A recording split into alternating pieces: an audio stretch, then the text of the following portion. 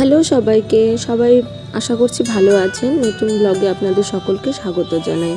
আজকের ব্লগটা আমার আইবুড়ো ভাতের ব্লাউজটা নিয়ে। আজকে ব্লগে আমি দেখাবো আইবুড়ো ভাতের ব্লাউজটা আমি কীভাবে রেডি করেছিলাম। আমি আগের একটি ভিডিওতে বলেছি ব্লাউজটি আমি একটি টেলারের কাছ থেকে বানিয়েছি, তারপরে আমি এই ডিজাইনটা করেছি। প্রথমে আমি একটি গাছকৌটো এবং পান পাতা যেহেতু আমার করার ইচ্ছে ছিল, প্রথমে আমি গাছকৌটোটাকে পেন্সিল দিয়ে এঁকে নিয়েছি। তারপরে সবুজ রং করছি এবং এরপরে আস্তে আস্তে লাল রং, কোথাও হলুদ রং দিয়ে আমি গাছকৌটোটাকে ভর্তি করেছি। তারপরে শুকিয়ে যাওয়ার পরে আমি ছোট ছোট কলকা করেছি।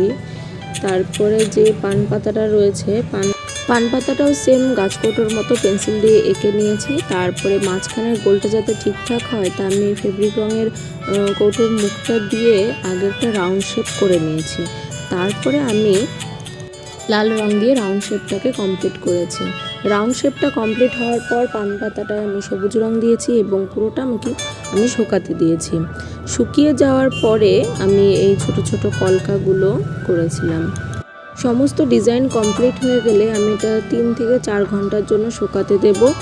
একদম শুকনো হয়ে গেলে তার উপরে প্রেস দিয়ে ভালো করে প্রেস করে দেব। প্রেসটা করে দিলে আর রঙগুলো যতই ধোয়া হোক আর উঠে যায় না।